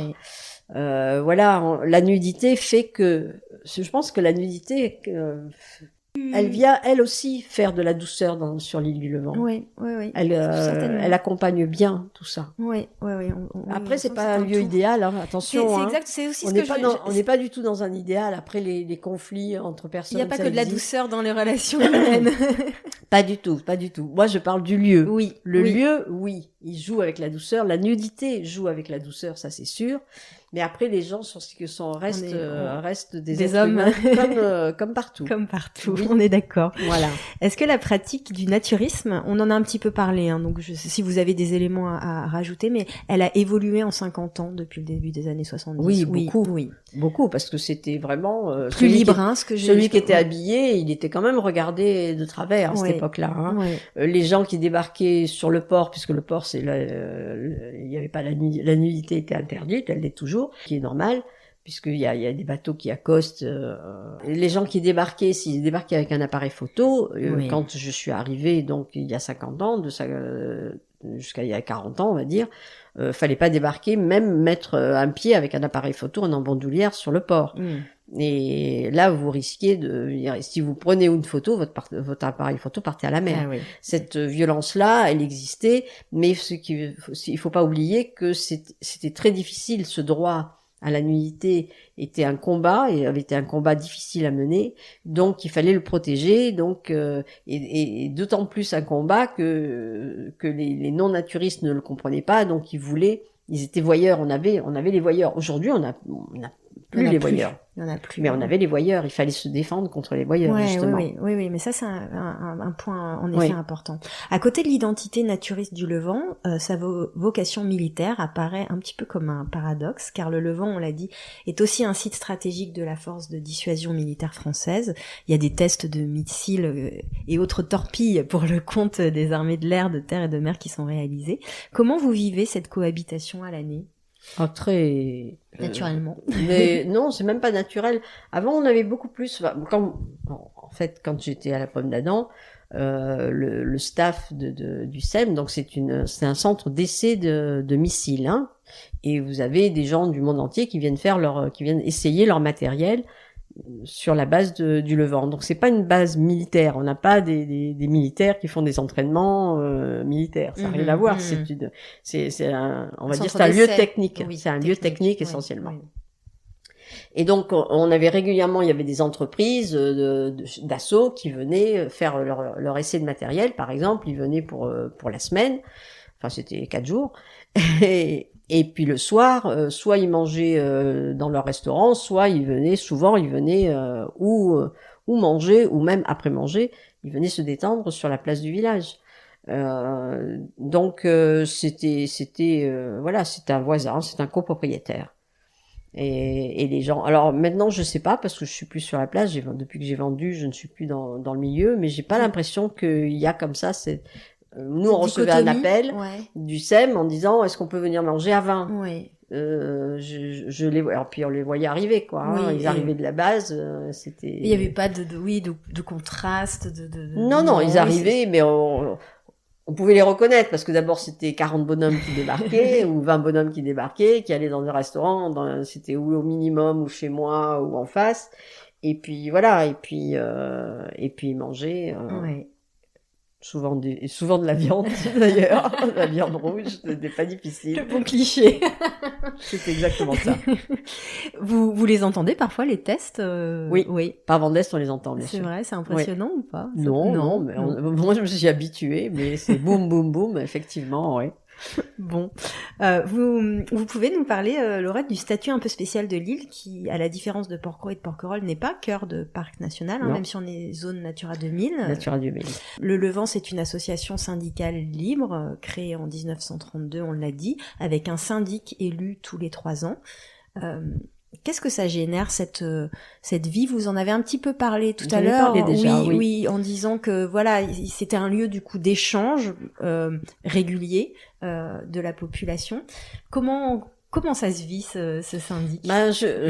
Ça c'est une chance qu'on a par rapport à nos deux autres îles sœurs, c'est que on est une association syndicale libre. On a cette AG chaque année où on débat vraiment de nos soucis.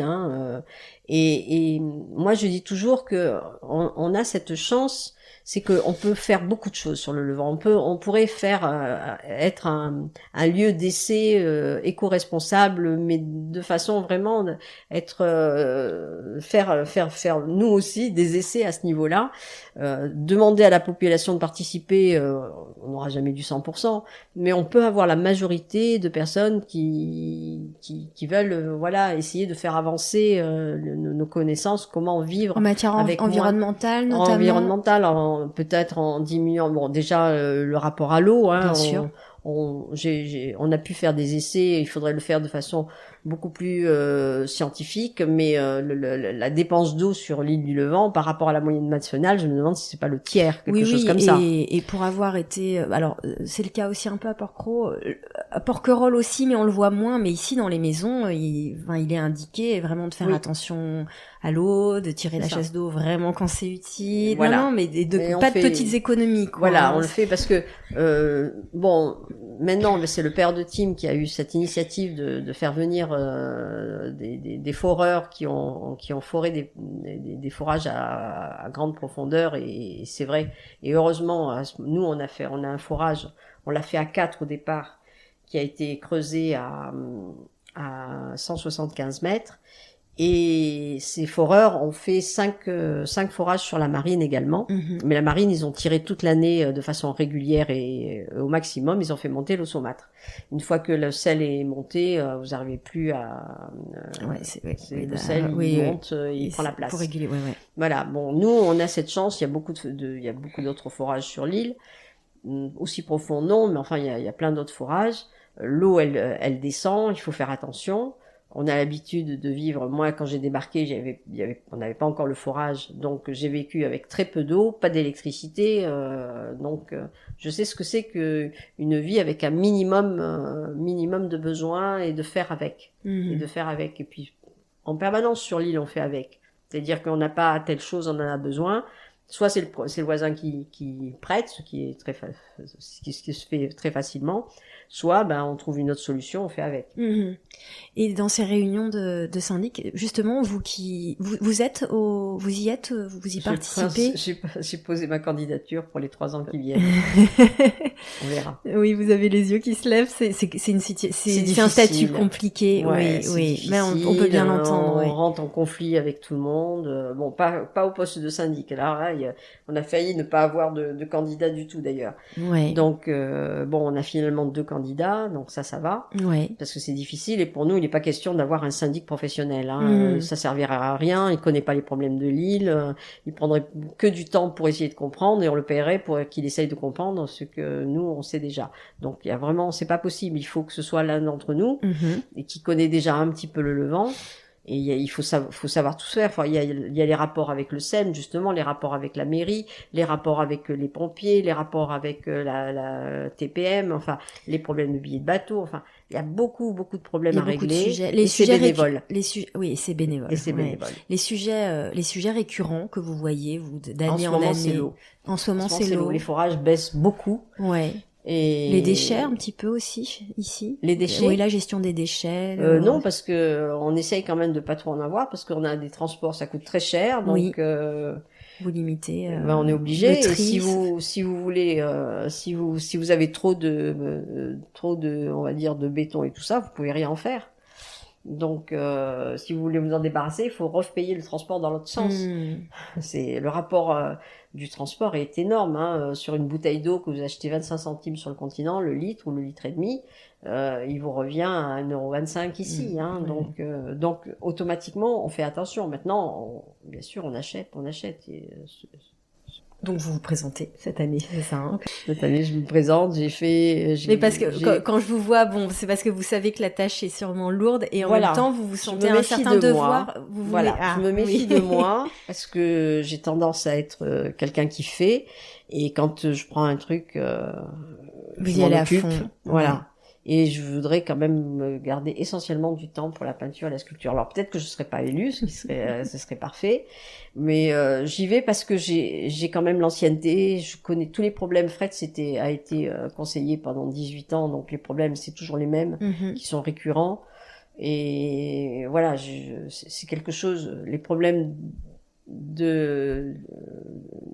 du syndicat, on va dire, du domaine, je les connais. Vous les maîtrisez. Oui. C'est une forme de responsabilité aussi parce que vous pourriez très bien rester en retraite tranquille. Je l'ai jamais fait. Ouais. Je l'ai jamais fait. Je vais le faire et puis je vais voir si j'arrive à m'en sortir sans que ça me prenne trop de temps. Voilà. Mais quand vous dites, vous êtes pas seul de toute façon. Il y aura une équipe. Alors cette année, c'est nouveau. Je crois qu'il y a une vingtaine de candidats pour 10 postes. Pour 10 postes, d'accord. Donc c'est bien. Oui, c'est bien. Ouais, une vingtaine de candidats, c'est-à-dire qu'il y a des gens qui s'engagent. Pour conseiller, là il y a des candidats, c'est le poste de syndic, là c'est voilà, plus compliqué. Ça moi j'en veux pas.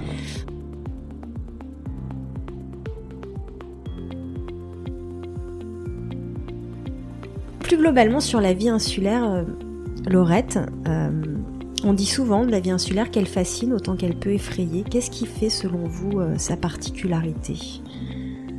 Elle peut effrayer, la vie insulaire, il y en a quelques-uns, ça j'en ai rencontré, c'est sûr, qui le soir, quand le dernier bateau s'en va, d'un coup ils ont une angoisse. Ouais. D'un coup ils ont une angoisse et ils se disent, je suis en prison, s'il m'arrive quelque chose, comment je m'en vais ?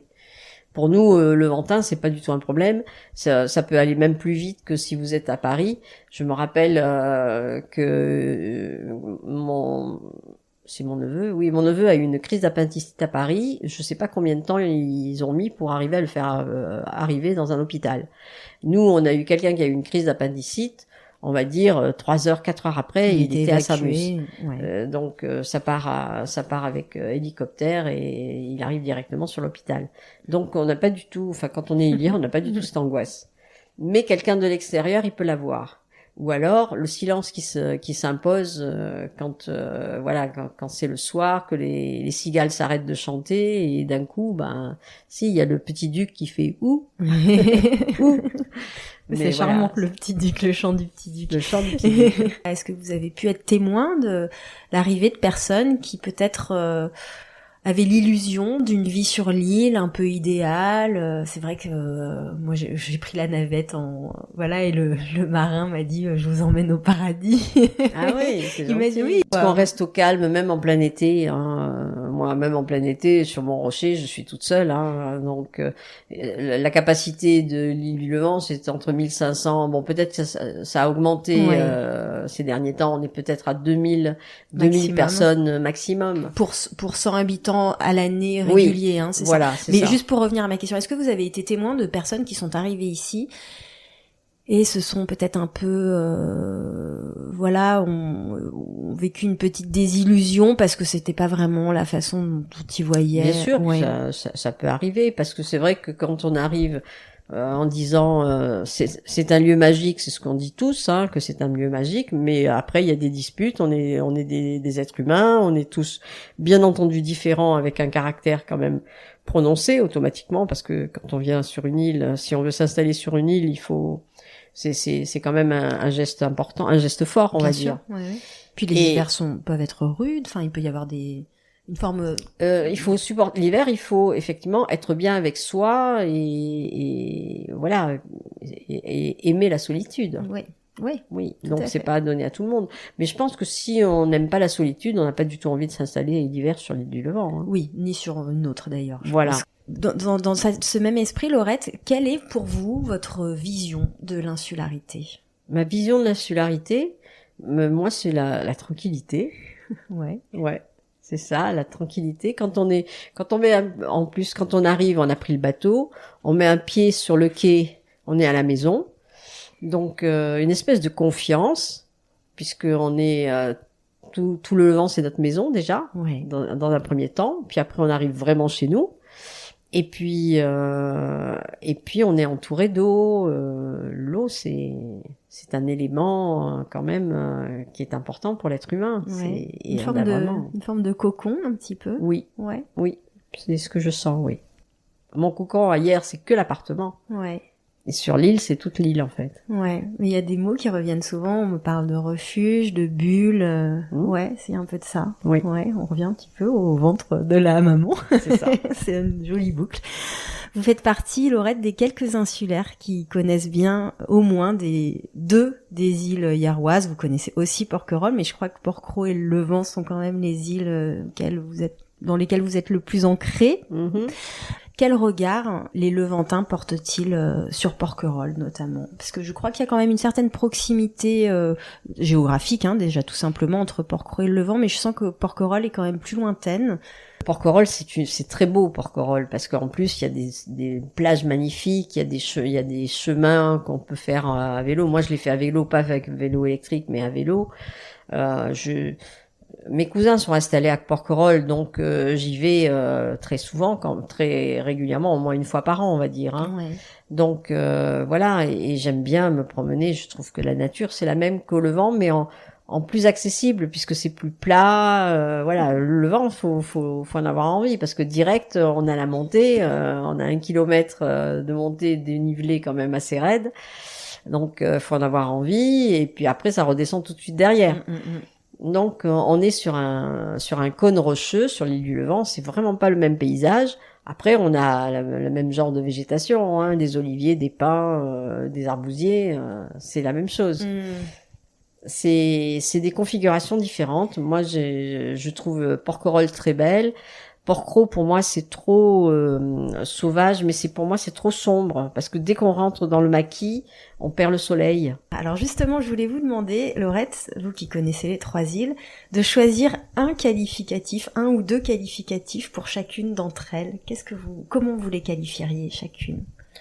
Pour moi, oui, effectivement, Porquerolles, c'est beau, c'est vraiment l'état sauvage, vraiment à l'état pur, mais c'est sombre. Pour moi, le coucher de soleil, en plus, le coucher de soleil, quand vous êtes sur la terrasse du port, quand le soleil se couche et devient rouge, il passe derrière Bagot et vous avez une barre noire devant le soleil. Alors vous avez un très beau ciel rouge comme nous on peut le voir, mais il y a quand même la barre noire devant. Ça, pour moi, c'est Porquerolles. Porquerolles, c'est plutôt sombre pour moi, au niveau de l'atmosphère. Après, Porquerolles, je le connais parce que Fretz, le père de mon fils, a été à 2 ans, les parents de Fretz ont habité 2 ans Porquerolles, et donc il est allé à l'école de Porquerolles, et donc il a fréquenté les enfants Angers, Dany, enfin les enfants de Porquerolles. Donc il les connaissait de l'enfance, et l'amitié, elle est restée jusqu'à aujourd'hui. Et j'ai connu les Porquerolliens, certains Porquerolliens comme ça. Donc c'est vrai que ça fait partie de mon environnement. Porquerolles, c'est parce que mes cousins se sont installés là-bas que j'y vais, que je trouve très belle. Il y a aussi cette luminosité à Porquerolles là. Et puis le soir, quand le dernier bateau est parti, on retrouve un peu l'ambiance du Levant, je trouve aussi. Ah oui, vous trouvez des similitudes. Oui, je trouve. Ouais. Oui. Alors, si on doit choisir un mot pour qualifier chacune d'elles, vous diriez quoi? Donc la sauvagerie pour Porquerolles, la beauté pour Porquerolles. Ouais. Et et la lumière pour le Levant. Et la lumière. Parce que ce cône rocheux fait qu'on est toujours, on a toujours une vue qui est dégagée quand même. Vous n'êtes pas la première à me dire la lumière, hein? Voilà. Ouais, très intéressant. Qui sont aujourd'hui les résidents du Levant à l'année? Des gens qui travaillent en tant qu'entrepreneurs, quoi. Il y a beaucoup de travaux sur le Levant, il y a beaucoup à faire, il y a 200 maisons qui ont été faites, avec les problèmes de transport, de faire venir les matériaux et tout ça, c'est compliqué, donc on fait souvent avec des choses pas aussi bien faites qu'on le ferait en face avec un tractopelle et des grues et des choses comme ça. Donc il y a beaucoup de travail pour ces entreprises au Levant, et il y en a quelques-unes. Il y a les propriétaires qui vivent à l'année, qui sont à la retraite et qui se sont fait une belle petite maison confortable, et donc qui sont là à l'année, qui bougent plus. Voilà.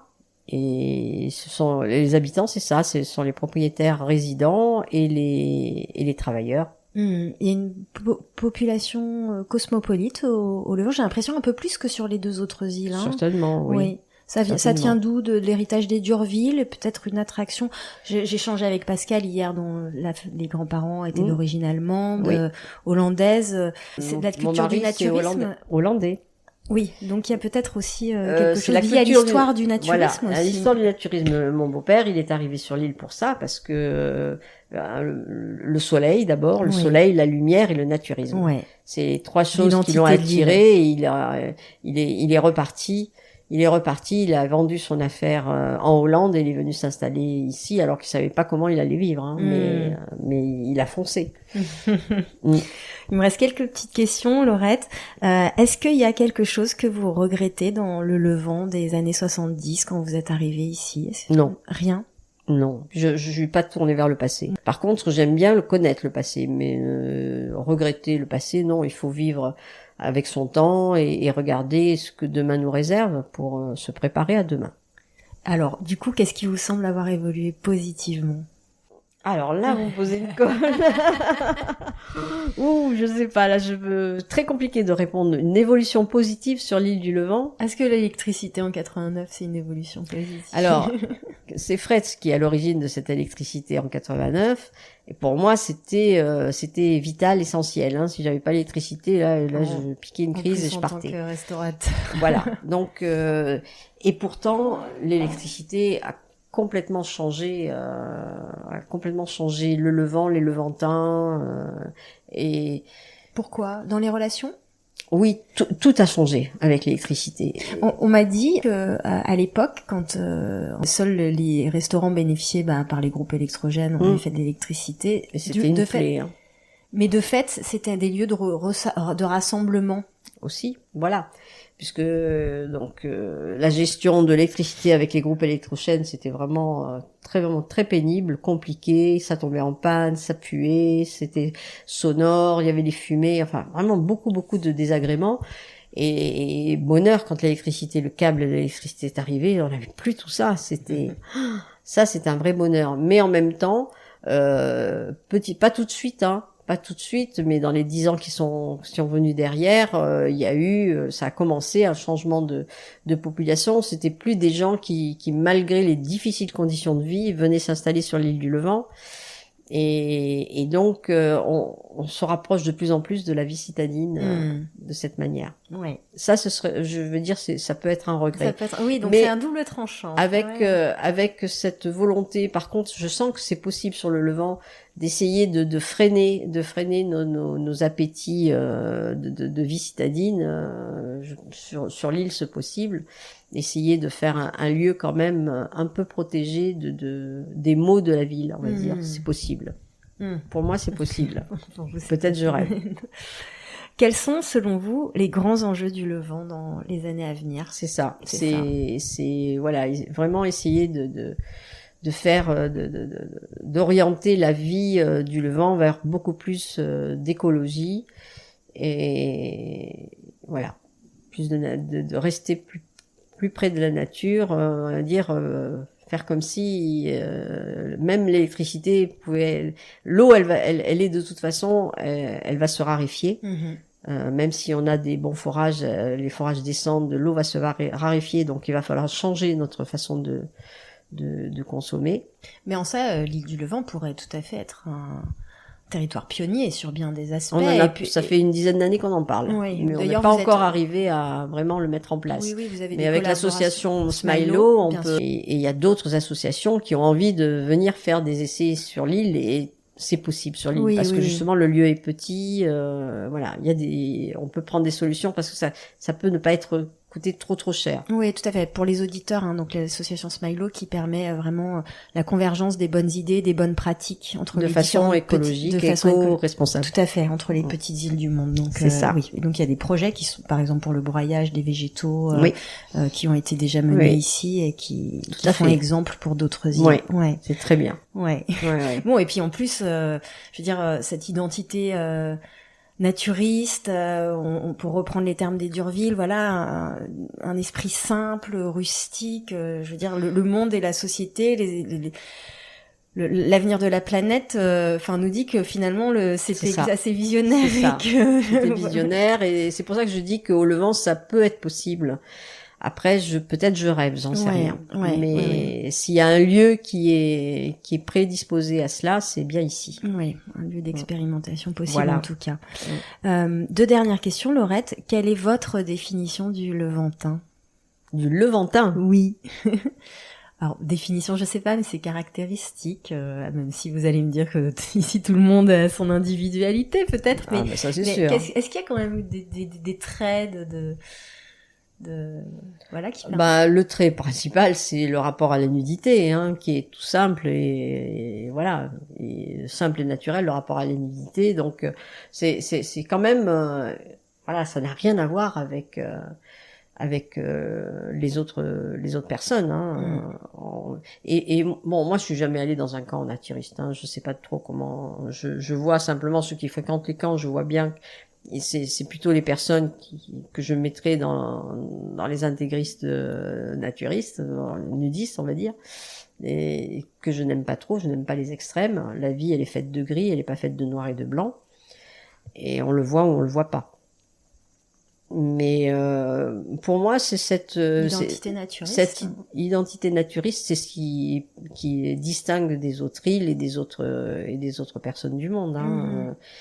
Il y a quand même ce respect, même s'il y a beaucoup de changements, il y a quand même ce respect à l'autre qui est plus important à mon avis, qui est plus important sur le Levant, même s'il est insuffisant. Il est plus important sur le Levant qu'ailleurs. On dit souvent, et là-dessus je serais bien incapable de juger ou d'apprécier cette réflexion, mais ici c'est pas le Cap d'Agde. Qu'est-ce que ça veut dire quoi ça veut dire quoi C'est pas très intéressant de parler de ça, mais c'est vrai que quand Fretz a vendu son hôtel, le Ponant, qui est devenu le Rocher du Secret, donc qui est devenu donc son nouveau propriétaire venait du Cap d'Agde et voulait faire du Ponant un endroit de Cap d'Agde de luxe. Ça n'a pas du tout fonctionné, mais alors pas du tout, parce qu'il a fait venir effectivement des gens du Cap d'Agde qui ne se sont pas du tout reconnus, parce que déjà les talents aiguilles sur l'île du Levant, c'est pas possible. Il n'y a pas de taxi. Il n'y a pas de taxi le soir. À partir de 9h du soir, il n'y a pas de voiture. Donc c'est vraiment tombé à l'eau. Les gens se sont sentis désorientés. Enfin, les gens du Cap n'avaient rien à voir avec les Levantins libertins, mais alors rien à voir. Et donc ça a beaucoup fluctué. Il y a eu des changements dans le personnel du Rocher du Secret. Alors maintenant, il n'est pas du tout dans l'esprit levantin. Le Rocher du Secret, c'est devenu un hôtel de grand luxe, ça c'est sûr, c'est magnifique, mais ils sont en dehors du Levant. Ils incarnent autre chose. Ils incarnent autre chose. Okay. C'est devenu un petit bout de terre annexe. Voilà. Dernière question, Laurette. Quand vous êtes loin de l'île, que vous pensez au Levant, quelle est la première image qui vous vient à l'esprit? C'est ma maison. Non, c'est ma maison, c'est mon lieu. Si tout va mal dans le monde, c'est là que je serai, de toute façon, que je suis. Je suis et que je serai.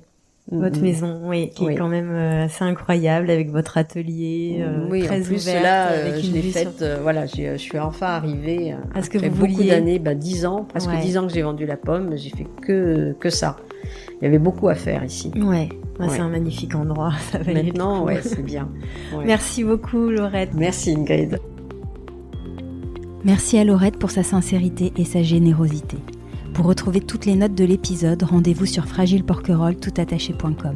Si ce n'est pas déjà fait, vous pouvez toujours vous abonner au podcast Fragile sur Apple Podcasts, Deezer, Spotify ou toute autre plateforme d'écoute. Cela vous permettra d'être notifié des nouveaux épisodes tous les 15 jours. Et si cet épisode vous a plu, vous pouvez désormais mettre 5 étoiles sur Spotify et toujours laisser 5 étoiles également sur Apple Podcasts avec un petit commentaire. C'est la meilleure manière de soutenir ce podcast et ça me fait toujours très plaisir de vous lire. On se retrouve très vite. À bientôt.